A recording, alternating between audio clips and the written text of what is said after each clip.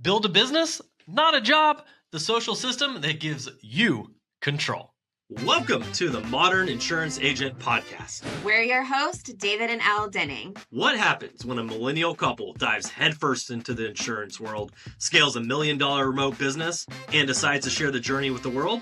You get the Modern Insurance Agent. Here, we reveal the messy, magical, and sometimes hilarious realities of building a business and a life you love. From traveling the globe to building remote teams. Yes, even working remotely on top of a mountain in the Philippines. We're sharing insights, strategies, and plenty of laughs to help agents and entrepreneurs succeed. Because let's face it, success isn't just about hitting numbers. It's about designing a life that works for you.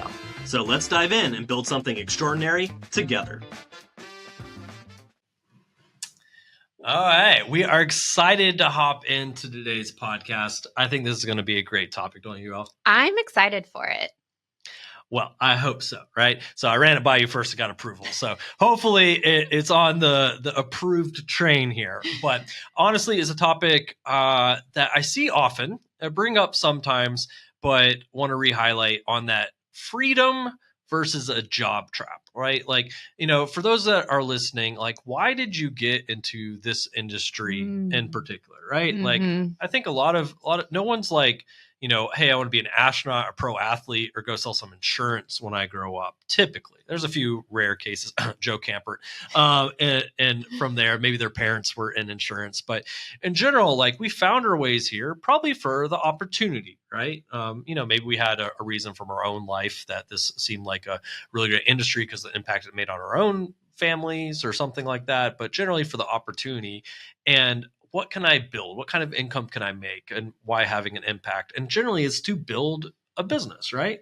Mm-hmm. Yeah. And to have a lot more control over your destiny. I mean, I know there's a big debate about this, but I would argue that being a business owner gives you way more control over your lifestyle, over your ability to earn income, over your ability to progress in self-development, personal growth, and really becoming a new person in a way, because you kind of have to, I think, when you run a business. And I think that's why a lot of people get into it, is to have a greater level of control, and to have more freedom with their time. It looks way different, which I know we're going to dive into today. And it's such an interesting conversation. But so often people aren't really living the life that they expected that they were going to live as a business owner, which is, there's a reality to that too, which I think that this is just a very heavy hitting topic. I think that, a lot of entrepreneurs get into business thinking it's going to be one way and then finding out it's actually a lot different than how they pictured it in their mind's eye. I was just on a call a little bit earlier with a business owner looking to further grow his business with like the Closers Click, but with already have built, specifically told me like, I never in my wildest dreams thought we'd be earning the income that we do now. Yeah. Right. And that's only like part of what we're earning. Like we've earned even way beyond that. And so it's such a huge opportunity for the business they've built with multiple locations and stuff. They built a business in this space. And ultimately, I think when a lot of people think of what I truly want and why I'm doing this, from the freedom or impact or, build wealth so they can give it away, whatever that is, like it all centers around having to build the business aspect, not a job. Mm-hmm. And this is what we see happen a lot is, agents say they want freedom and build a business, but they end up actually just building themselves a job instead, kind of almost where they came from, because that's how they're viewing it from the only lens that maybe they knew is, oh, well, I'm going to go build a business, but tell me what time to be here, what time to leave, hand me everything I need. If not, then how am I going to do this? And, I don't blame them, because like when we started entrepreneurship, we didn't know what we were doing. We had to learn the hard way on all of that. We didn't have companies giving us things, but we also realized that we needed to build those things and take control if we actually wanted the rewards of having a business, right? Yeah, absolutely. So we see what are some things we see? We see agents that are very dependent on paid leads and their IMO or systems there, and that's where all of their uh, all their business comes from, like, or opportunities. Like, if I don't have this paid source, or I don't have this IMO handing me leads or sources from there, I have no idea where I'd get a client. I have no idea where I'd grow. If this was disappear, I'd be at square one and have to start over, because I didn't really build something. I'm just showing up to what they have there for me. And so we see them starting at zero every month. They haven't like built something that's recurring, or team or systems or processes around that. They've just like, I clock in, I clock out. And if I go on vacation, I'm not earning any commissions. I'm not earning any money. Like, the business isn't really a business, it's a job. They don't have control of demand, no brand that they've built, no systems. It's hey, give me some leads to call, work, sell, but the client doesn't know who I am. My agency is just someone filled something out that I'm hopefully helping them with, and I move on to the next one, and then they wonder why they don't get referrals or chargebacks, and just makes their job a little bit harder. I mean, is that what you see? One of the most shocking things to me when we started working in the insurance space was that agents didn't know how to market. And that is something, when you start a business, and a lot of different types of businesses, like we started in marketing and website design and graphics, but we had to learn how marketing actually worked in the real world. Like, at the end of the day, like, what could we put out on social media, or what conversations could we have that ultimately started a conversation that led to a buying discussion that led to a sale? And when we started working with the insurance space back in 2017, 2018, I was not even very familiar with this whole idea of buying or purchasing leads, because just running a business in general is that you understand marketing to some degree. You understand that you have to fill up your calendar with buying discussions. Otherwise, you don't eat and you don't make money. And when we talk about this, as far as creating systems that you own, on the flip side of that, I think it's amazing for new entrepreneurs to be able to plug into systems where they do have access to leads, they have access to sales training, maybe through their IMO, their FMO, their organization. It works almost like a franchise. Like, think about it. Like, you could have a McDonald's essentially of all of the processes, all of the systems, and the only thing that it's costing you is your sweat equity and the money that you are investing in leads. I mean, I think that that's actually amazing for people that are new to business and entrepreneurship. But with that being said, there gets to be a time where you have to step into owning your own marketing, owning your own processes, understanding how you can move somebody from a random person out in the world that needs what you offer. How do you connect with them, have a conversation with them, and ultimately convert that person into a client? And if you don't have those things, as far as owning those systems, the thing that we're talking about here is the question, well, do you really have a business if you don't own your marketing, your sales, your systems, and you have a repeatable way to bring in team, train team, so that you can ultimately get yourself out of those day-to-day functions inside of the business? Yeah, and we're not saying that, leveraging those things like a franchise isn't building a business, and can't be done through that. I think a lot of people just stop short of that. Mm-hmm. You'll see on like the PNC side, like Farmer, State Farm, Allstate, those are like they are franchises. I already have a name, a brand recognition, processes, hopefully some training already there in place. But you better bet that all those people building those agencies there as a business, they're building teams out. They know they need the teams. They know they they know their numbers, they know their P&Ls, and they are taking initiatives on how can I acquire more clients? What other marketing can I put in place? What systems? How can I train my team to sell even better and close at even higher sales rates? All the things that operate as a business. So at the end of the day, yeah, they have the freedom just to work in and on the business or have it run and hire a general manager. And then down the road, have a very valuable asset they can sell. But outside of that, we'll see agents come in like IMOs, FMOs, and sure, I'm executing off these leads or these processes, but they never take the steps beyond that usually to where it's still just a job. Because if I'm selling and I'm earning money, because that's the very first thing a business needs, I need people and sales and money to come in first. Well, then what's the next thing? Okay, I need to be able to do more with my time. So I need systems and help, maybe an admin, a VA. Now, cool, I freed up more time. Now I can help more people. And now what? Because it's still just me. Like if I stop selling, I still don't have any business. Now I need to bring in someone to replicate this that can also be selling and me pull out of this or me handle a different area. Now it's hiring a producer and now it's training and helping that producer execute and bring in.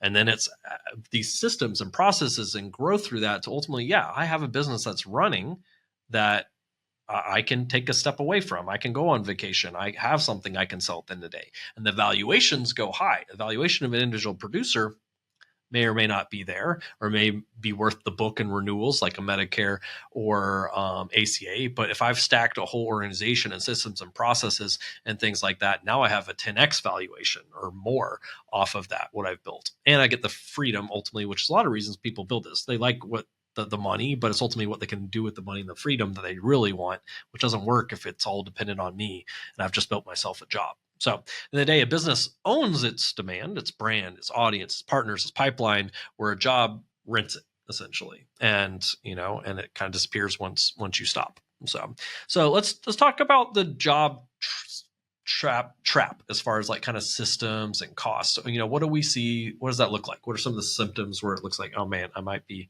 just building myself a job here? I think people describe it as feeling like they're on a hamster wheel that they can't get off of. Like that they it's not that they're not working hard or that they don't have the work ethic. I mean, you think about like those hamsters that are running on their wheel, they're running hard on those wheels. They feel like they're going really fast, but it's just the same thing over and over and over again. And I think that's one of the biggest symptoms and it also leads to burnout because you have to, in entrepreneurship, be able to have these milestones and goals that you're actually hitting. And if it just feels like Groundhog Day every single day, month, year after year, you're really not gaining traction. And those milestones could look differently for different people based off of the goals that you've set for yourself. And they don't always have to be revenue goals. They could be profitability goals. They could be you maintaining a lifestyle, but working fewer hours inside of your business. But whatever it is, it needs to be something where you are hitting these milestones instead of it being this like rinse and repeat. I'm just dialing. I'm not getting traction. I'm not actually building my business. Things like chargebacks, not keeping clients on the books. These are all really kind of good indicators that your business isn't actually progressing and moving forward. Yeah, and we're no way discounting if I'm W-2 and LOA, or I like, just kind of being my own salesperson and, maybe have a bit more freedom than I would elsewhere. But what we're talking about is if people, their goals are this freedom and this sellable asset and this actual business, and helping them talk through here, like what that looks like in reality versus maybe where I'm at right now and how to get there. Right. So that's what we're just talking about. Like people come in with these goals, like what does that look like to actually get to those goals in those processes? And Brandon with a great comment, knowing your numbers is important, knowing other businesses numbers as well. Like, insurance industry has much higher ROI opportunity and margins than versus like retail. Absolutely. No, we all know this industry is an amazing opportunity and one of the the biggest opportunities out there, the most amount of money passing through it, the most need, and truly have an impact. It's one thing to sell someone a shirt. It's another one to sell someone protection for their whole lives and legacies and families, right? And so, yes, absolutely, amazing industry. And so what we're just talking about is how can people grow larger businesses and have even more of an impact in this, where I'm able to hire more people and have even more of an impact, be able to earn more off this that I can give back in nonprofits or things that are valuable for me. I can sell this one day and just live my retirement and pass this legacy down to my family. All those things that the bigger I build or put things in place or process, it doesn't have to be that big, but if I have stuff in place and processes and systems, that's worth a lot, even if I'm not currently doing a ton off that. So that's what we're talking through today, is on that side. So, and so when you think about this as far as a business that you can actually sell at the end of the day, people will only want to buy a business if there is money in that business for them to continue making money after you sell it, right? So there either needs to be a repeatable process for new client acquisition to repeat it, like we were talking about before, bring somebody out in the world that doesn't know about you into knowing about you and becoming a client. There has to be a system and a repeatable process that doesn't include you if you're going to sell it. Or there is value, of course, in your existing book of business if the new owner can now sell something. So like PNC, Medicare books of businesses are, they fetch much higher multiples than a life insurance book would because they are buying every single year. They are repeat customers.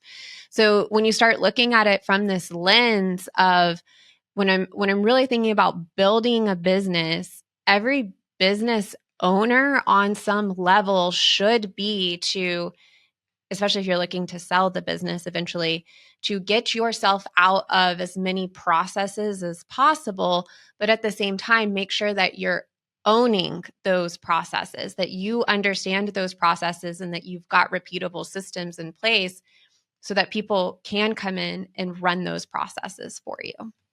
And I know you talked a little bit about, when its job kind of feels more like a hamster wheel. And we see a lot with these processes. It's almost like the most amount of work for the least reward. Kind of, I was running on a hamster wheel. I'm not getting very far, but I'm doing a lot of work. And when I have this in place where I'm just like doing like endless dialing, running the gatekeepers, people not answering, and prospects, chargebacks, all this kind of stuff, like I'm doing a lot of work. And then after I subtract like cost, time, chargebacks, like, okay, how much progress did I make? Well, let me go redo that again versus like, how do I make this more efficient? And how do I actually make sure I'm ending up with more profit at the end of the day? And then part of that's like earlier, knowing your numbers, right? Like how many agents are not tracking all their numbers as far as their expenses, their revenue, their average chargeback rate. They should know their close rate, should know if I put blank amount into leads or whatever marketing, I'll get blank amount back as far as a return, because every dollar I put somewhere is a dollar I'm not putting somewhere else. So I got to look at the opportunity cost, and then how do I grow and scale that? So they feel like, hey, I feel like I'm doing work but I'm not being seen, and I'm just like doing busy work or stuff that's not resulting in that growth, and I'm ultimately like living according to someone else's rules and their setup. But I need to do what also works and grows results for my business, because at the end of the day, it's dependent on you. There isn't really anything I can just show up and someone does everything for me and I earn money. That's not building a business at all. Yeah. And that's what it really comes down to. Yeah. And I would even argue that as your business grows, you have more people, you have more systems that you have to manage. You have to level up your skills, and it actually becomes, I don't want to say more difficult, but your skills have to continuously improve, and you have to keep investing in your own ability to make good decisions for your organization and your company, because that becomes your real value at the end of the day, is your ability to lead and make sure that you're properly allocating resources of time and money if you are looking to build team systems and processes so that you're ultimately getting yourself out of the business. And there's a lot of discomfort that comes with that. Mhm. I mean, I have this conversation frequently with especially smaller agencies and agency owners that they're scared to turn over production, even though their producers could do it. They're like, oh, well, I'm the real closer here. I know I can get it across the line. They're scared to hire, even, maybe it's just them. They're sometimes scared to hire their first virtual assistant or executive assistant or their first customer service representative to start taking these tasks over because they feel confident in their ability and their skill set. And it's kind of like that's what they know. But at the same time, those are the things that are keeping them on that hamster wheel. And if they were able to bring somebody in to take over those tasks for them, they would be amazed to start to see how they can start spending their time on other areas of the business, like client acquisition, marketing, cross-selling a book of business. It's one of the number one things. We look at so many insurance businesses, just cross-selling an existing book of business. Like, what if you could free up more of your time, or you had somebody that was just dialing through the existing book of business for you and setting annual reviews with your existing clients so that you could potentially uncover additional needs that you could help them with, or you partnered with somebody to help you with this. It's one of the biggest cash infusions that we'll see in agencies, but most agency owners are so bogged down with their day-to-day that they can't even think about initiating some sort of cross-selling campaign to their existing book of business because they're so focused on, a lot of times, new client acquisition, working leads, and things that are honestly probably going to be even a lower return for them if they started actually looking at the numbers. I would much rather have fewer clients that I'm able to serve in multiple ways and really know that client really, really well and have a repeatable process to connect with that client, and then have multiple ways that I could serve them versus a burn and churn hamster wheel approach. Well, yeah. And if you feel like you have clients constantly falling out the back door as far as churning, then you feel like you constantly have to bring a new one in. And the most expensive customer is a new one, right? Yep. Versus your existing. But in reality, like, you should be moving and running a race to building a business almost as fast as you can, because I think the opportunity of the next 5-10 years is actually mergers and acquisitions. So if I build a business, systems and processes in place, I can absolutely go to all these others that haven't, that are looking to get out, or a lot of these seniors that are looking to finally retire, but their kids don't want this business, and acquiring this and just placing it right into my business. If I know, oh, they didn't use any sort of systems or tech. Oh, they was just one person run a whole show versus a whole team. Oh, they didn't have good referral systems in place. Oh, they didn't cross-sell any of this book. Those are things I could just take, stack in, immediately earn back what I just invested off of that. And now I'm just stacking a additional valuation in this company I eventually can sell for a huge multiple. And so the faster I can get to the point where I have systems, process, and people and help, the faster I can do that as well. So I'd say it's time to go quick, not slower, as far as building a business if you want to capitalize off of that. Because there's a lot of capital out there right now. They're just looking for people who can deploy it as far as returns off that capital. So if you can do that, it's a huge opportunity. So what does building a business look like? What are some hallmarks of that transition? Okay, I realize I want to make that change from the job side, or I don't know. Is my business a business right now?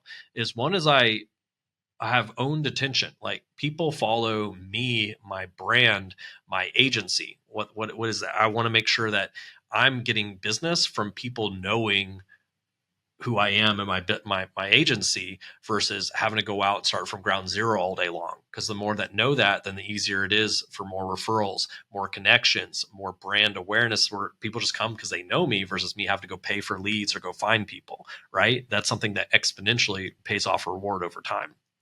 Yeah, and there's a huge thing to be said around building a brand that people remember, and really building that equity. And that's, again, something that in the insurance space, because leads are so readily available. And again, like, starting off with working leads and not even having to think about having to market when you first get started as an entrepreneur, it's kind of like two sides of the same coin. It's kind of a gift because you don't have to put the time and energy into developing the skill set for it. But on the other side of that coin, marketing is a really important skill set to have if you're an entrepreneur and you're a business owner. Even if you're not the one running the marketing, understanding how to market. I would definitely argue that marketing and sales are your two biggest skill sets, and probably learning curves as you're building a business and entering into entrepreneurship. But when you're buying leads from a third party that is essentially owning that entire marketing system, you're really missing out on your ability. And it's a huge opportunity cost as well, that you're missing out on every single day that you have an opportunity to get in front of your ideal client. Every day that passes is a missed opportunity. And we're not marketing, we're not building that brand. It's a missed opportunity to connect with that ideal client and to make an impression on them. Absolutely.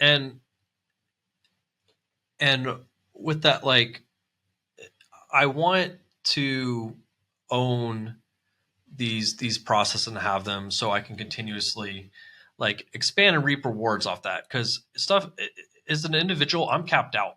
There's only so much I can do. And so if I've got these big goals, these big dreams, or just even just like I want to be able to get to all my kids' games, like I've got to be able to free that up. And you talked about marketing being really valuable. I would say knowing marketing, whether I eventually like pass it off to a team member that I train or hire someone because I know it and I understand I can hire correctly because I know it real well and how it works. I would say it actually is even more important than sales. I know all these sales trainers and everybody might hate on that, but like at the end of the day, like I can be really good at sales, but unless I have people to talk to and people I can convert, then even if I'm the best sales person in the world, I can't really, I can't convert people. And then also, even if I was able to just random people come through and convert, it's not transferable as I grow and scale. I'm not going to be able to instill that exact same thing to one of my team members and producers on that side. Whereas I'm really good at marketing, you can almost not be that great at sales because you're getting the right people that trust and just giving them a solution at this point. So, and then that's where, yeah, if I'm good at marketing, I can continue staying in that area and just have people that are now selling these opportunities I'm creating. And this is where I can start installing people in these areas of marketing. So I'd say marketing drives a lot. People ask chicken and egg, marketing and sales.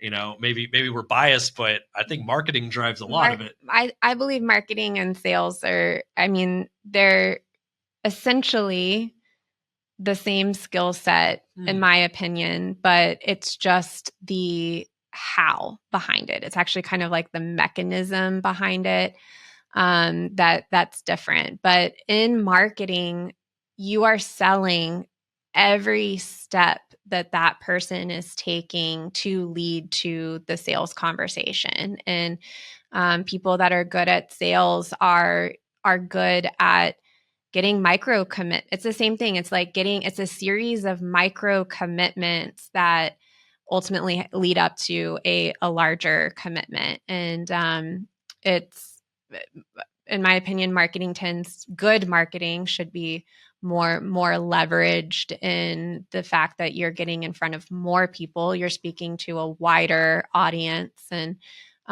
sales tends to narrow it down. But then we had Mason that did a webinar with us last week, and he sold what was it, over 700 policies in 90 minutes in one presentation. So sales doesn't have to be one-to-one either. But even in our own organization, marketing and sales is so integrated into one another. I think that they're really difficult to pull apart. You have a really great machine when the two cohesively work together. Love it. And once again, for some other areas that I want as a real business. And I want to relate some of this to social, which we'll dive into a little bit more around this. But like as far as social, like having predictable inbound, right? Like I want to have predictable inbound opportunities. Every business wants that. Every agent wants that, right? But as far as social, like that means where I want my content, my engagement, my process and strategies to actually produce conversations, appointments, quotes, sales, referrals, like the actual results I want from that, and have that be a predictable process. And I feel like a lot of people like, oh, I'm doing social, or I hired someone social, real cheap or whatever. And it's like, oh, cool, they're posting. It's like, okay, I'm not getting anything from it. So at that point, just might as well light money on fire versus actual like strategies and process that produce results. Because at the end of the day, that's what matters. If I got leads that were all disconnected numbers, like, is that the same thing as leads that answer a phone and actually have a need for what I want to talk to me? No, it's very different. It's the same thing when it comes to social. It's very different on what works versus just being there, right? So same thing with my systems, my SOPs. I want documented processes. I can hire people. I can have this stuff in place. And I ultimately, at the end of the day, want a business that's a big profit engine, high margin, it's reinvestable, it's a sellable asset, right?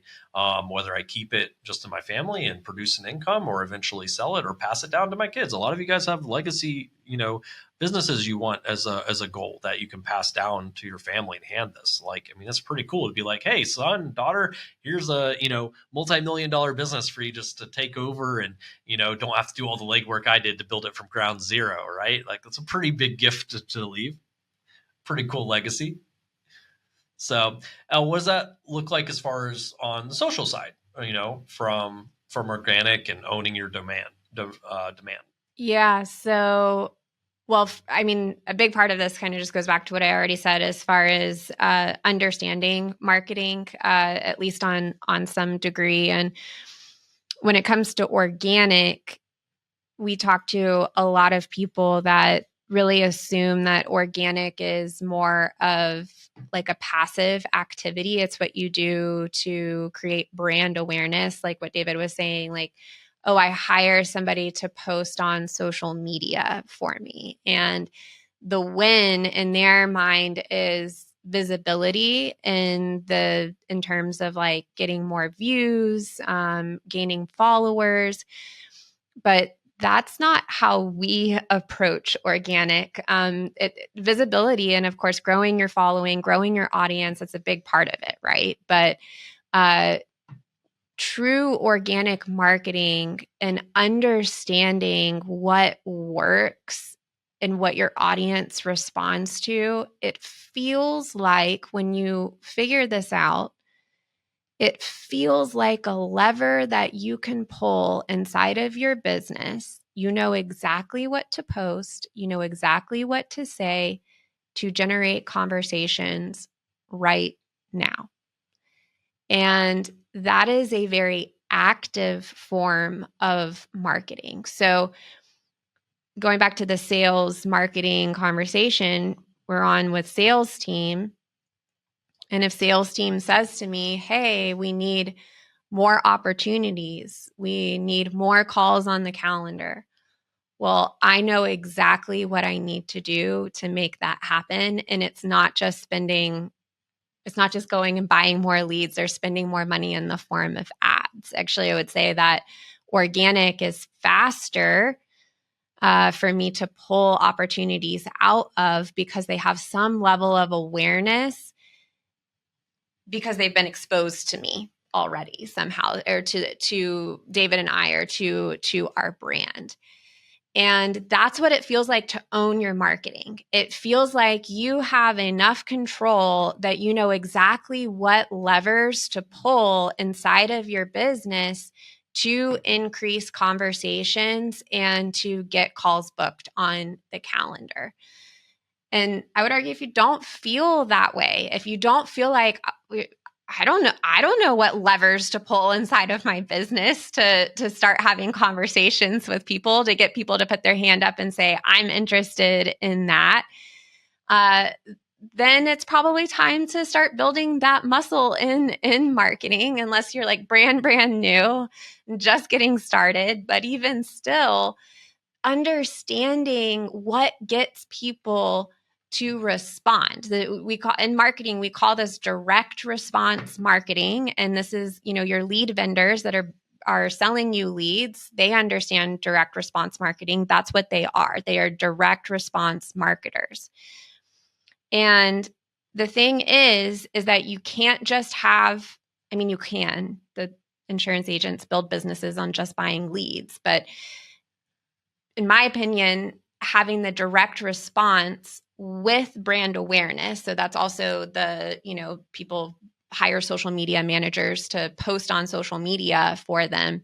You really need both of these to have a successful social media presence. You need the direct response. You need to know what to say to get people to respond to you. But then you also need to have this level of trust and awareness so that they recognize you and know who you are. You need both of these to have an organic strategy that you truly own.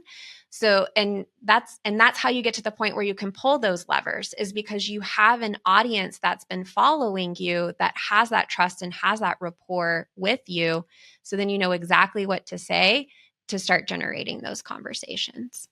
And I had one of our clients, Rick Johnson, on the podcast recently, and a pretty good example of that, because his exact words were like, hey, would you guys taught me, showed me how to do, and I put in place for my business, I know I can go pull that lever anytime for really as much business as I want, anytime I want to. And it's right there, right?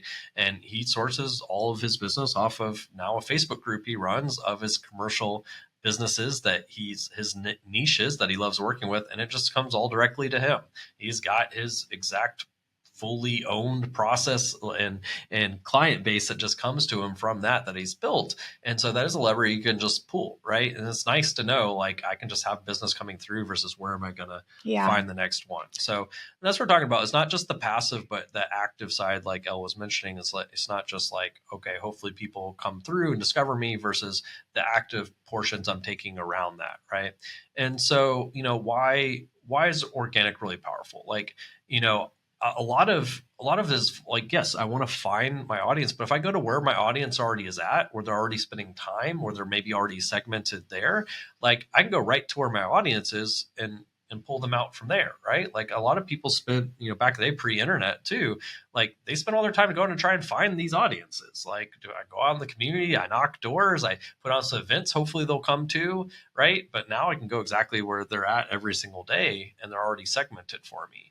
And that I can build this trust, like Elle was saying, before they ever even talk to me. Like, hey, I know who you guys are. I've seen you guys. I didn't think you were real, right? That's like one of the top comments Elle and I have given recently is like, I didn't think you guys were real. Or like, and just by spending some time and talking with you guys and stuff, I feel really comfortable now, because yeah, I can look at social, I can look at reviews. I'm like, are they real? And let me talk to them. Okay, yeah, you guys are just how you appear on social, which also is saying something like, I can't be a disconnect from how I am on social versus how I am when they actually connect with me or my team. So that's where that authenticity is key too, which I'll guarantee it's easier to be authentic than try to be someone else, right? Who else are going to be except you, especially very well. And then the compounding over time.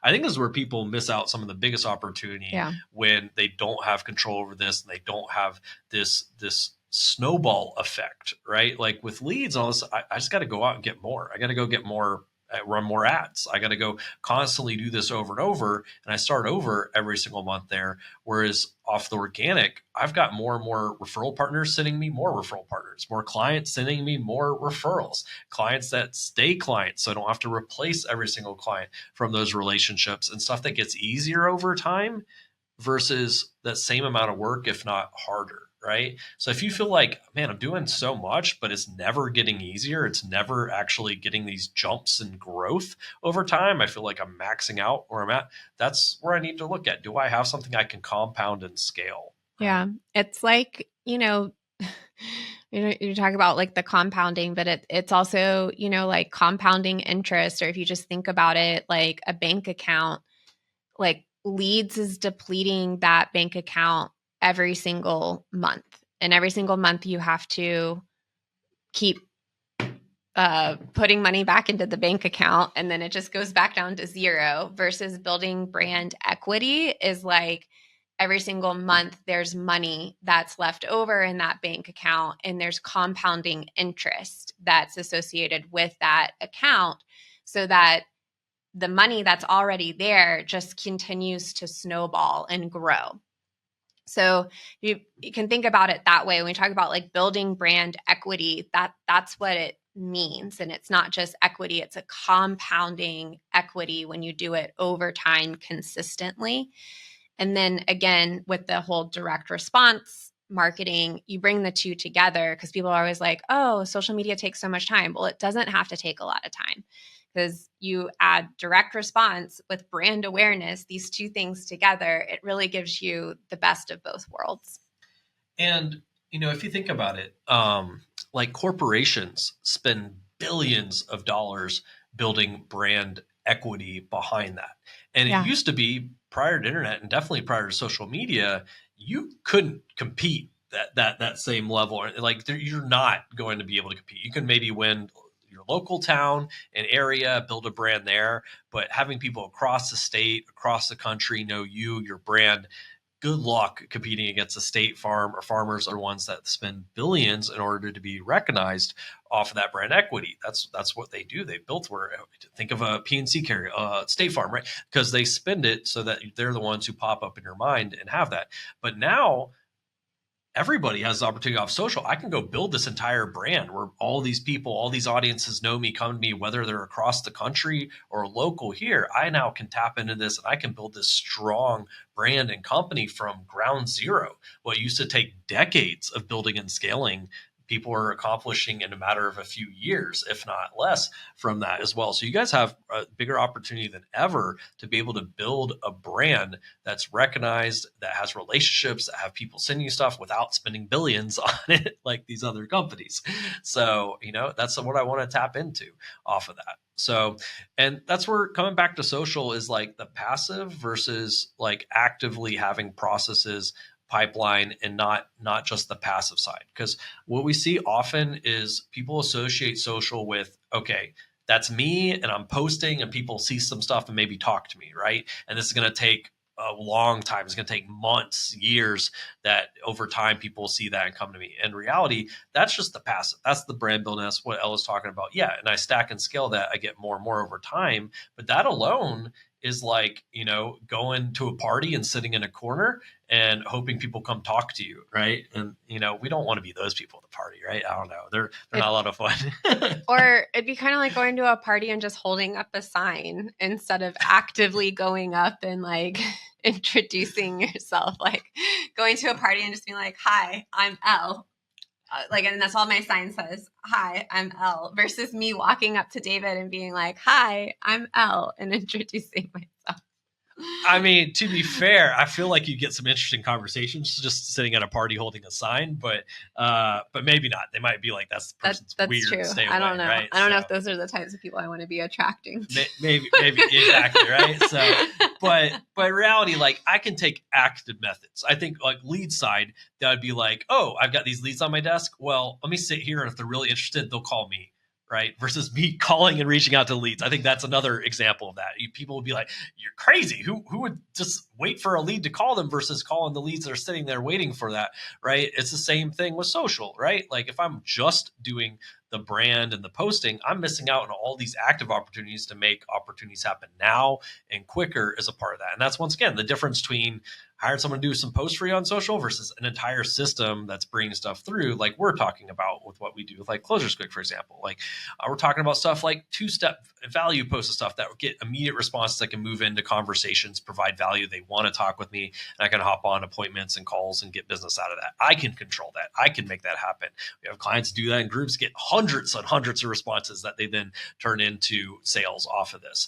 I can talk about story polls, getting people to respond to a story to end up directly in Messenger with me. And now I'm talking with a prospect, can move them through to something versus waiting for someone to reach out to me. This is like, all these are lives. These are pieces of content that I'm getting responses to in action. There's reasons when we're doing pieces that are like sales pieces, growth pieces, we're calling for people to respond to things because we also know how that plays into the algorithm and we can get responses off of that. Building things like Facebook groups where I get an opportunity to have all these conversations, build authority and get into conversation with target audience and then be right there. These are all active methods that I can consistently be bringing business through beyond just the brand recognition. Yeah, absolutely. But I'll tell you, the brand recognition is strong. We were recently at a conference for an IMO that we work with a lot of their agencies with, and we couldn't sit down. Just everybody coming up like, I see you all the time on social. You guys have appeared so I've seen your videos so often. I didn't think you guys were real. We hear that one often for some reason. We're real. We're here. And or no one smiles that much. There's no way you guys are just like that in real life and like in person and stuff like that. But whether it was the conference, the airport, on the plane, all that comes from us just doing what we say we do on social and being active on that, building up reputation of brand. And over time, yeah, that portion takes time, but it just keeps rewarding you afterwards and getting invited to opportunities and speak at conferences, all these things. But also, we're taking active methods every day. We have a team that's helping talk to people and see how we can best help them. We have resources we're creating that we get to people, provide value, but also gets into conversations and appointments from that. We have entire SOPs and we know exactly what works on social to create these opportunities. Like, we've got some room on the calendar. Let's do this. This will fill up that with opportunities. We know these things. So we're taking active methods day in and day out. And this is what you should be doing in your business as well, building the brand, but also the active methods to produce those results. So that's, we're talking through the social side, but like, what's another way I can build something that pays off over and over and over, and the value from there? And that's referral partners. Elle, I mean, how powerful do we see those be? Yeah. Referral partners are huge. We've talked a lot about leverage as far as in marketing. And I think, that's one of the things that makes social media so attractive and also such an incredible tool. But when you start thinking about developing relationships with referral partners, a lot of times people, are thinking about local referral partners, which can be excellent and can be great. But you can get even more leverage with strategic referral partners when we really start thinking about people that already have influence with the audience that you want to reach. That's what we're talking about here. They need trust and they need traffic. They don't necessarily have to be local. So think like admin Facebook groups, influencers that your target audience is already following on social media. These are audiences that you can tap into. And they don't have to be massive audiences, but we've got, clients that are part of Facebook groups that are 150,000 people of their exact target market that they've built a relationship with the admin of the Facebook group. And the admin's like, yeah, help me moderate this group. Oh yeah. And you're the only insurance person that I'm going to allow to post inside of this group. When you build that type of relationship, it's one relationship, right? One very important strategic relationship. Now you've unlocked hundreds of thousands of potential prospects through one relationship. And that's really where we start to find a lot of leverage and opportunity with these strategic referral partnerships.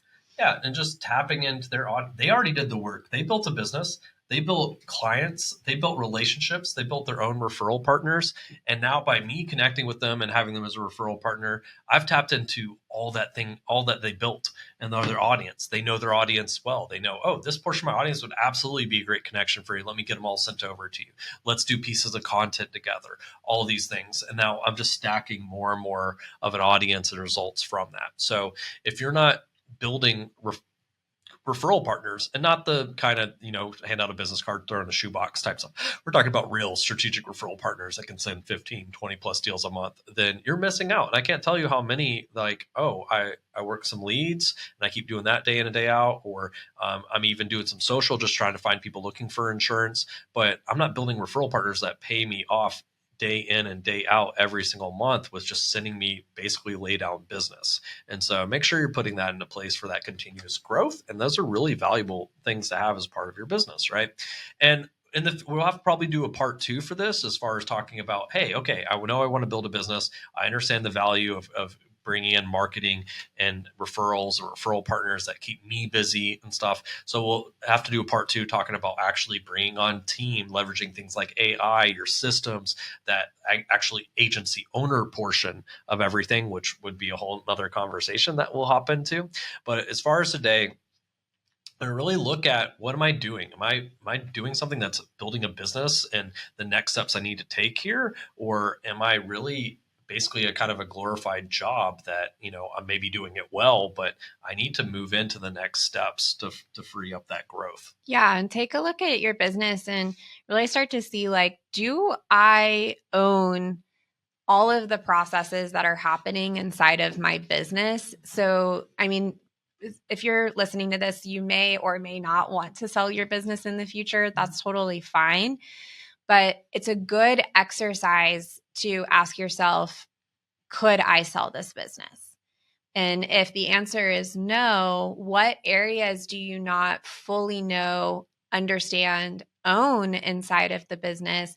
And how do you start chunking down into starting to take ownership in those areas of the business, like marketing, leads, for example, is the big one that we've talked about. But as you continue to grow and scale, putting in these repeatable processes. So like David mentioned, recruitment, hiring, how your recruitment and hiring should also be a repeatable process that is a system. When you go to hire somebody, it shouldn't be like, oh my gosh, what do I do? It should be like, I know exactly where I need to go to find the right person to come into my business. And or if the opportunity presents itself, which this has happened to us numerous times, where there is an amazing candidate and maybe you're not even looking necessarily to hire at that time, but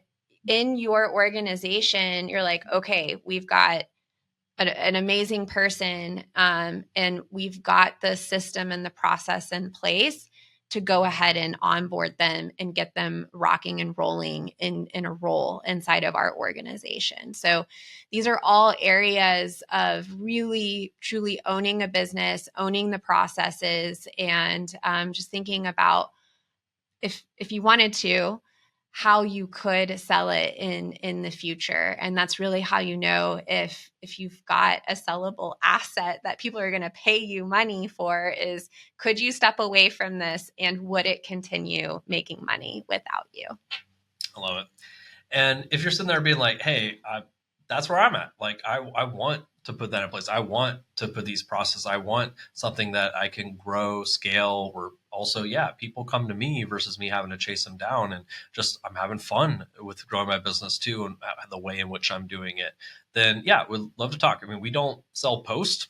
Honestly, that doesn't really matter. Produce results, right? We install, your client engine. That's where we exactly help show how to do with, like, the closers click, for example, how to build a brand that attracts DM systems. People are booking calls, appointments with you. You're in conversations with them. Strategic referral partners are consistently sending you that. So if you want to build a machine for your business and have that coming through where, I have these predictable results that are highly profitable and leveraged, and I can grow and scale the business side from that, then we'd love to talk.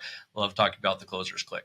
But and you can also head on over to jumpstartgonow.com/podcast to get all of the show notes and the resources from the training today. Absolutely. Love to go grab those, guys.